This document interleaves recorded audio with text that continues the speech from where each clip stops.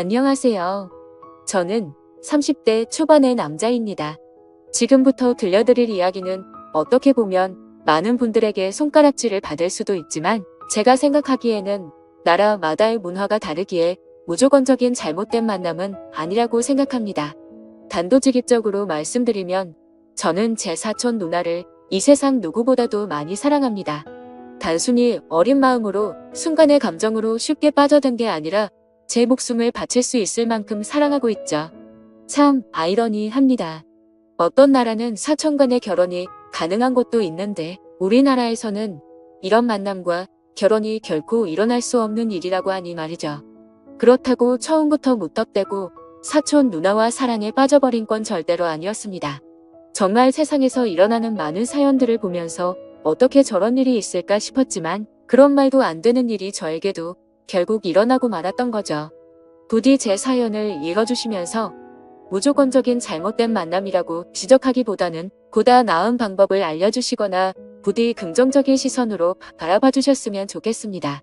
왜냐하면 굳이 저를 질타하지 않으셔도 저는 충분히 많이 힘들기 때문입니다.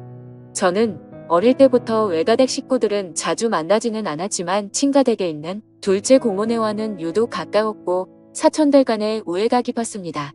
둘째 고모가 저희 아버지와 어릴 때부터 너무 잘 지내왔기에 그런 환경이 조성되었던 거죠. 아무튼 둘째 고모네는 고모부께서 외국에서 사업을 크게 하셨기에 형편이 아주 좋았습니다. 그래서 여름 휴가나 겨울 휴가 때 항상 저희 집으로 딸들을 데리고 오시곤 했었죠. 그것도 잠깐 와서 며칠 정도를 지내고 가는 수준이 아니었고 한번 내려오면 방학 기간이 끝날 때까지 오랜 시간을 머물고는 했었습니다.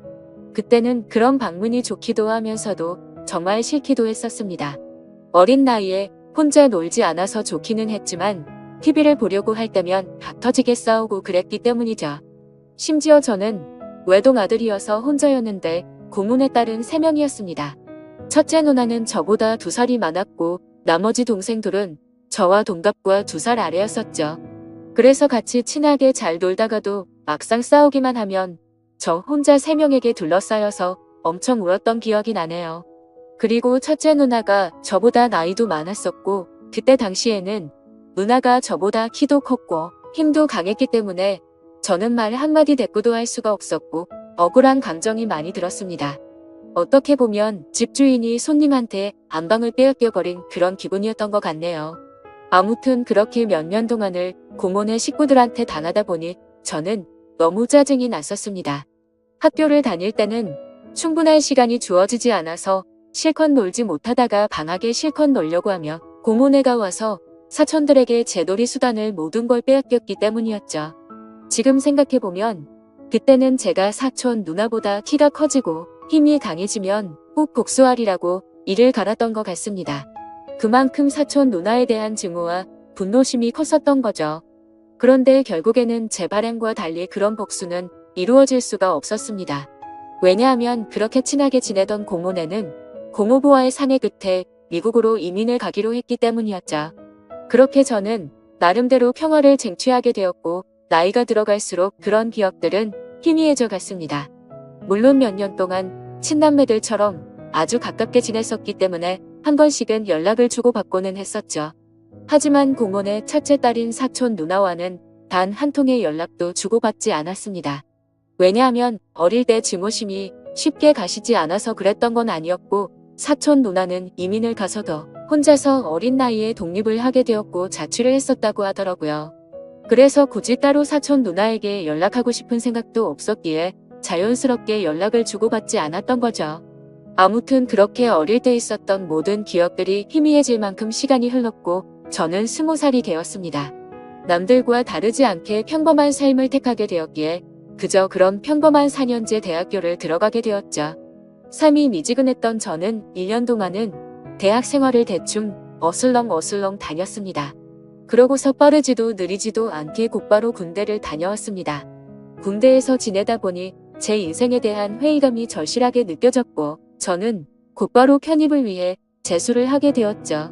다른 사람들은 전역 이후에 대부분 군대에서 보낸 시간을 보상받는다는 명목하에 사람들끼리 어울려서 술을 마시고 흥청망청 놀 시간에 저는 그러지 않았습니다.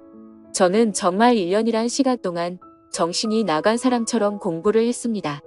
친구들이 제게 독하다고 욕을 하고 저주를 퍼부을 정도였습니다.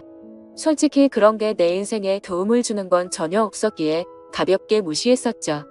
그래서 엄마의 휴대폰을 잠시 사용해서 연락이 안 될 거라고 통보를 한 뒤 제 휴대폰은 개통조차 하지를 않았습니다.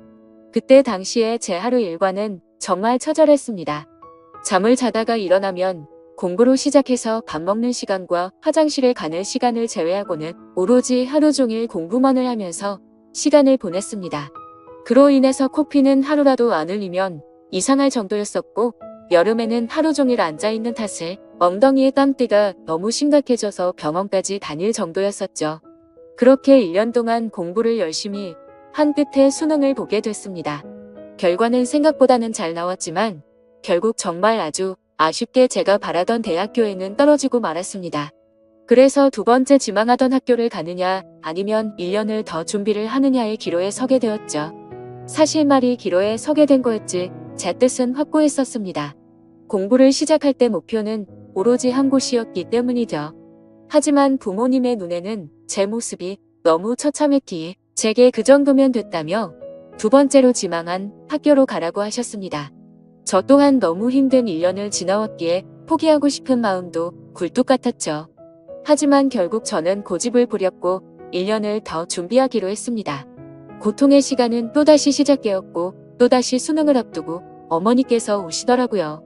어머니는 본인도 미신은 절대로 안 믿는데 지푸라기라도 잡는 심정으로 개명을 하는 게 어떻냐고 하시더군요. 저를 위해서 매일같이 기도를 드리러 다니시다가 만난 분에게 제 이야기를 했더니 이름이 뭔가 제 앞길을 자꾸만 가로막는다며 개명을 권하셨다고 하더라고요. 별로 고민할 것도 없었고 그러자고 했습니다. 제 이름에 큰 미련도 없었거니와 조금의 가능성이라도 더 생긴다면 뭐라도 하고 싶었으니깐요. 그리고 도저히 이 지옥 같은 시간을 더 이상은 할 자신이 없었거든요. 그렇게 개명을 하고 나서 저는 또다시 수능을 치르게 되었습니다. 결론을 말씀드리면 꿈은 이루어졌습니다. 제가 그토록 원하던 대학교에 합격을 하게 되었던 거죠. 그래서 제 인생은 군대를 가기 전과 후가 정말 완벽하게 달라지게 되었습니다. 그저 그런 평범한 대학생에서 우리나라에서 가장 좋은 대학교의 학생이 되었으니깐요. 그렇게 힘들게 얻은 자리였기에 저는 연애 한 번도 제대로 못한 채로 대학 생활만을 정말 열심히 했습니다. 시간은 금방 흘러갔고 어느덧 저는 졸업을 하고 다행히 대기업에 당당히 입사를 하게 되었죠. 처음 회사를 입사하고는 모든 게 낯설었고 힘든 시간의 나날들이 이어지더군요. 하지만 이곳 직장도 사람들이 사는 곳이라 그런지 점차 익숙해져갖고 사내 커플이 있었는데 그 커플을 보고 있으니 저도 모르게 외로운 마음도 들기 시작하더라고요. 제가 학창시절에 엄청나게 인기가 있는 스타일은 아니었지만 적어도 여자친구가 없는 기간이 1개월도 넘기지 않을 만큼 항상 여자친구가 있었거든요. 대부분은 오랜 시간 동안 만남을 가졌기에 많은 여자들을 만난 건 아니었죠. 아무튼 이제는 열심히 이루고자 하는 바도 일단은 어느 정도 이뤄낸 것 같은 마음이 들기 시작했고 다른 사람들처럼 친구들도 만나고 회식도 하고 평범한 나날을 보내고 있었습니다. 그리고 주말을 앞둔 금요일 저녁 제 인생을 송두리째 바꿔놓은 여자를 만나게 되었습니다. 그날은 모처럼 회사를 마치고 친구들과 강남에 있는 술집에서 자리를 가졌고 술에 취한 나머지 평소에 거들떠도 보지 않던 감성주점의 술집으로 향했습니다. 그곳은 나름대로 헌팅을 하기에 자연스러운 분위기에 춤도 추고 술도 마시는 클럽 음악이 나오는 술집이었죠. 저는 시끄러운 곳은 그렇게 좋아하지 않는 성격이어서 별로 재미가 없었습니다. 그런데 참 눈이 즐겁긴 하더라고요. 어린 사람들이 신나게 꾸미고 와서 그런지 하나같이 잘생기고 예쁜 사람들 투성이었죠. 그렇게 한참을 놀다가 제 눈에 띄는 한 사람이 있었는데 그녀를 보자마자 첫눈에 사랑에 빠지는 기분이 들었습니다. 왜 그렇게 생각할 정도였냐면 저는 평생 여자에게 번호를 물어본 적이 없었는데 그 여자를 놓치고 싶지 않은 마음에 정신이 나갔던 건지 저도 모르게 그녀에게 다가가서 대뜸 번호를 물어봤던 거죠. 그녀는 시끄러운 소리에 네 라고 되물었고 저는 다시 한번 번호 좀 알려주실 수 없냐고 물어봤습니다. 그러자 그녀는 죄송한데 남자친구가 있다며 정중하게 거절을 하더라고요. 그때 돌아섰으면 됐을걸. 자존심 구겨지게 친구로라도 지내고 싶다며 재차 물어봤습니다. 그녀는 다시 한번 죄송하다고 하고는 그 자리를 떠나더군요. 생애 처음으로 번호를 따본 거였는데 거절을 당해서 너무 창피해 죽겠더라고요. 쥐구멍이라도 숨고 싶은 심정이 이런 건가 싶었습니다. 그런데 그런 창피한 감정보다도 그녀의 연락처를 받지 못한 게 더 상심이 컸습니다. 또다시 다가가서 말을 걸면 이상한 사람으로 볼까 봐서 차마 다가가진 못했죠. 그렇게 조용히 술을 마시면서 그날 그곳에서 오로지 그녀만 쳐다보다가 집으로 돌아갔습니다. 집에 와서도 용기를 다시 내볼 걸 그랬나 생각도 들었고 정말 아쉬운 마음에 밤새도록 잠을 설쳤었던 기억이 나네요. 사실 스쳐가는 인연이라고 생각하면 며칠 정도 지나면 금방 잊혀져야 정상인데 그로부터 3달 정도가 지났을 무렵에도 문득 그때 그날의 그녀가 생각나서 환장할 노릇이더라고요. 해변가에서 모래벌판에서 바늘 찾기라도 하는 심정으로 3달 사이에 10번도 넘게 그곳에 다시 가봤었습니다. 하지만 결코 다시 마주칠 수가 없어서 운명이 아닌가 보다 하고 포기하고 있었죠. 그렇게 아무 생각 없이 탕비실에서 커피를 타고 있다가 옆을 봤는데 드라마에서 보는 장면처럼 저는 너무나도 깜짝 놀라서 커피를 떨어뜨리고 말았습니다. 왜냐하면 그토록 찾아 헤매던 바로 그녀가 제 눈앞에 있었으니깐요. 그녀는 저를 보면서 이 사람이 왜 이러지 싶은 표정으로 저를 쳐다보고 있었고 저는 혹시라도 커피가 튀었을까봐 죄송하다고 고개를 숙여 사과를 했습니다. 그러자 그녀는 생긋 웃으며 저는 괜찮다며 본의 아니게 놀라게 해드려서 죄송하다고 하더라고요. 그렇게 어색한 인사를 뒤로하고 그녀의 명찰을 보니 저희 회사 명찰을 달고 있었습니다. 이게 온 걸 정말 하늘에서 내려준 운명이 이런 거구나 싶어서 너무 기뻤습니다. 기쁜 마음을 최대한 가라앉히며 조심스럽게 그녀에게 물어봤죠. 혹시 이번에 신입 봉채로 들어오신 거냐고 물어보자 그녀는 고개를 끄덕이면서 잘 부탁드린다고 대답을 하더군요. 다행스럽게도 몇 달 전 제가 번호를 물어본 사람인 건 전혀 모르는 눈치더라고요.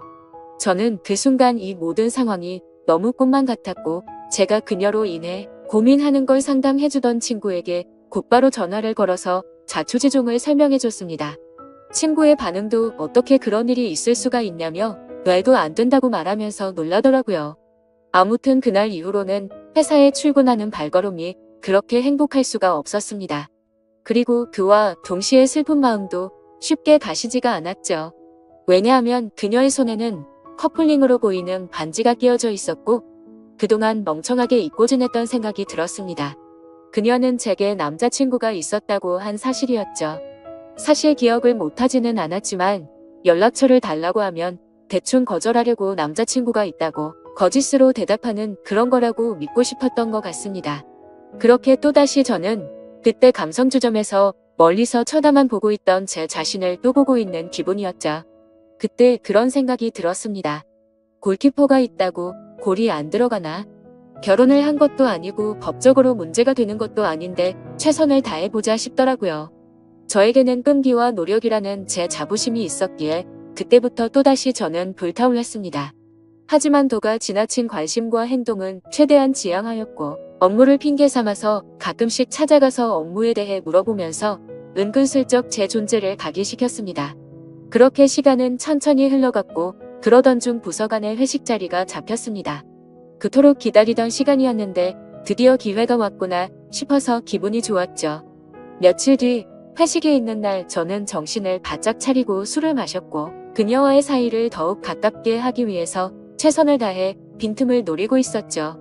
그러던 중 너무 긴장하면서 술을 마셔서 그런 건지 배가 아파서 화장실을 갔습니다.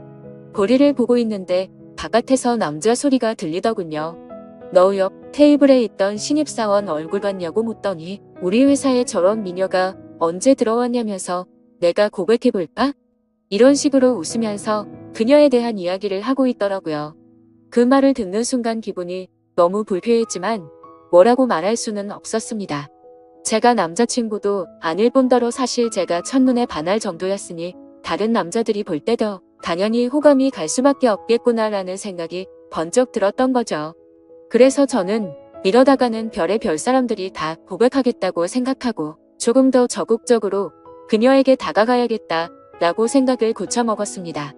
결국 사람들이 너무 많이 모여있던 회식 자리에서는 도저히 가까워지기가 어려워서 목적 달성에 실패했고, 그날 이후로는 조금 더 적극적으로 그녀에게 다가가려고 마음을 먹고 출근을 했죠.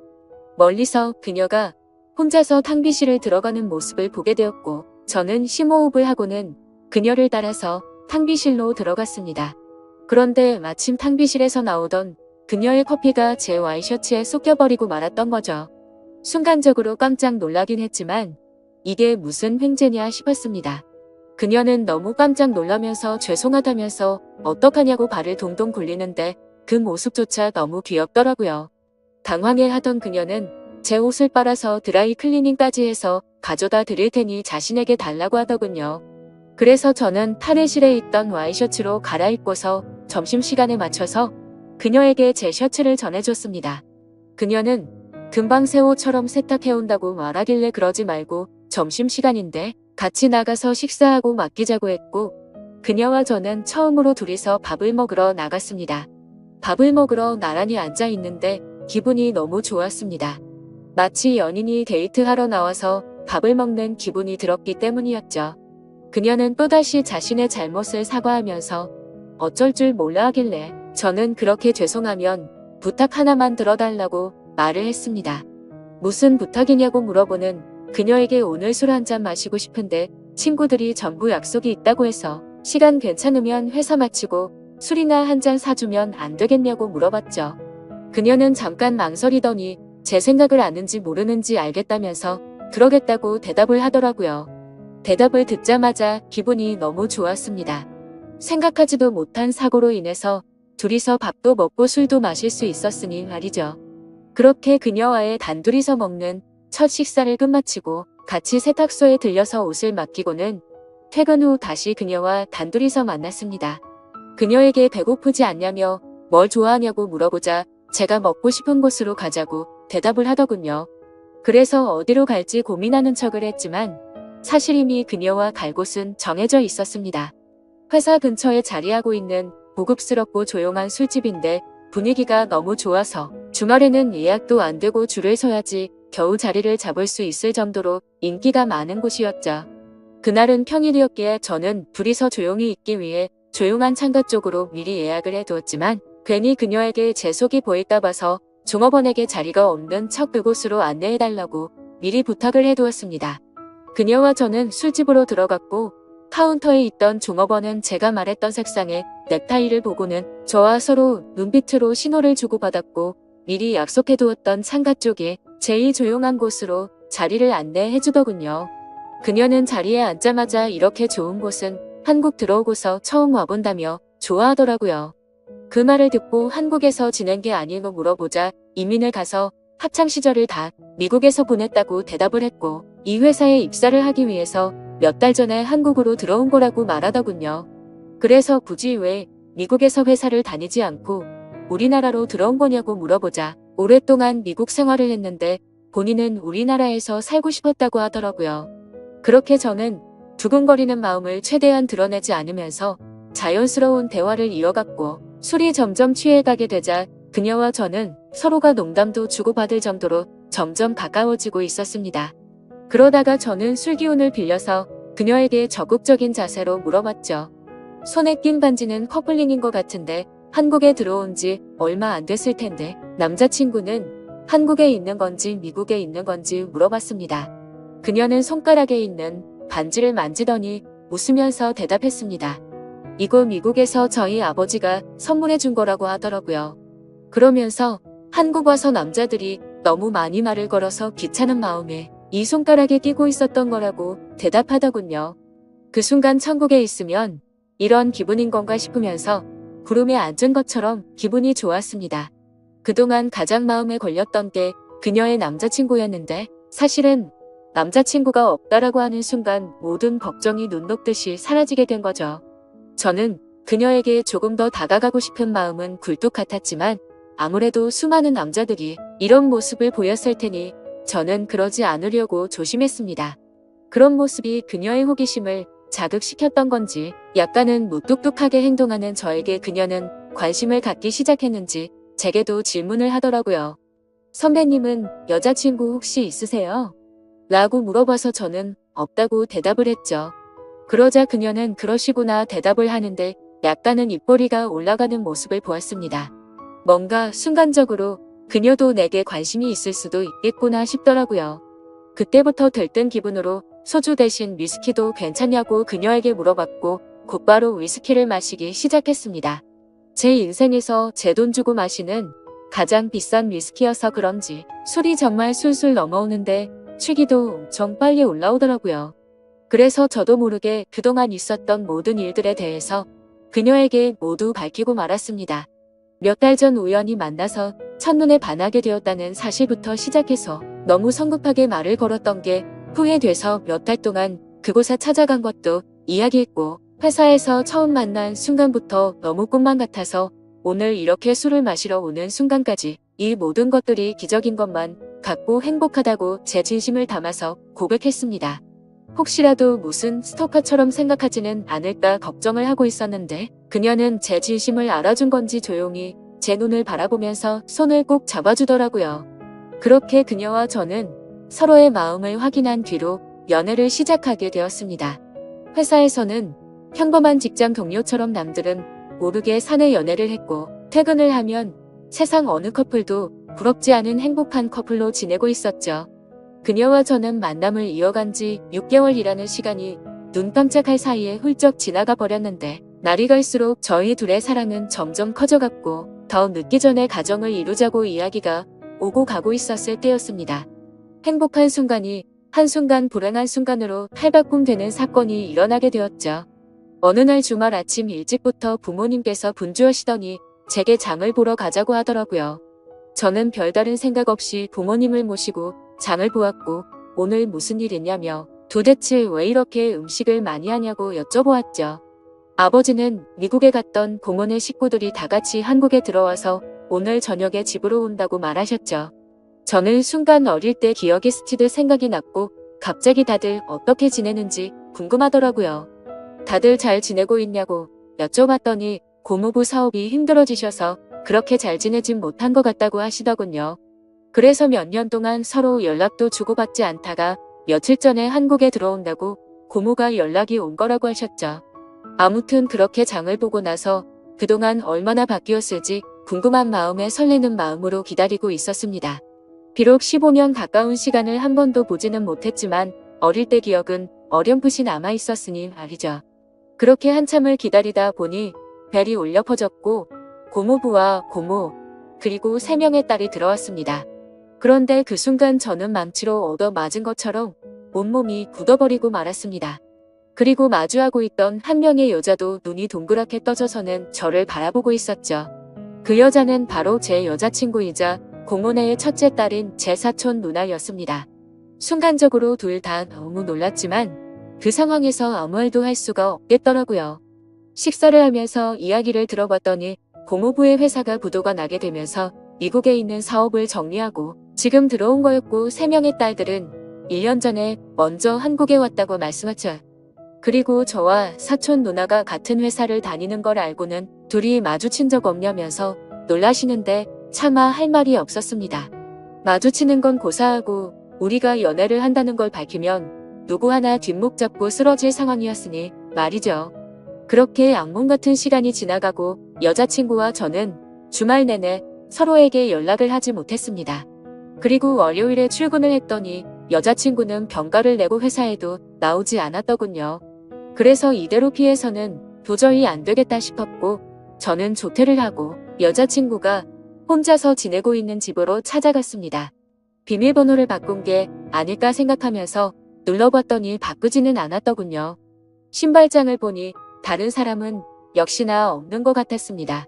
고모부와 고모는 주말 동안 여자친구 집에 있다가 월요일 아침 일찍 두 딸이 지내고 있는 부산으로 내려간다고 했기에 여기에 안 계실 거란 걸 알고 있었죠. 천천히 문을 열고 들어서는데 암막 커튼으로 인해서 집안이 온통 깜깜했습니다.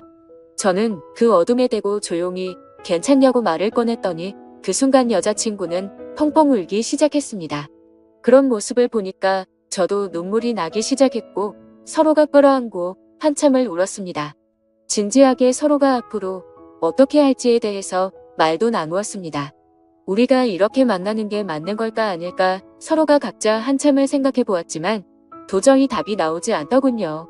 저도 그렇고 여자친구도 지금 벌어진 이 상황이 너무 황당하고 하늘이 원망스러웠습니다. 사촌 간의 만남이 지구상에 있는 모든 사람에게 절대 안 된다란 정답이 정해져 있다면 군말 없이 따랐을 텐데 이런 경우에는 나라마다 다른데 이걸 어떻게 해야 하는 건지 너무 혼란스럽습니다. 결국 저와 여자친구도 도저히 해답을 찾을 수가 없었고 서로가 시간을 갖고 생각해 보자고 한 지가 2주가 지났는데 차마 답이 나오지가 않네요. 지금은 서로 회사에서 마주쳐도 아무 말도 못하고 있는 상황이고요. 가슴이 터져버릴 만큼 답답한데 어떻게 하는 게 맞는 걸까요?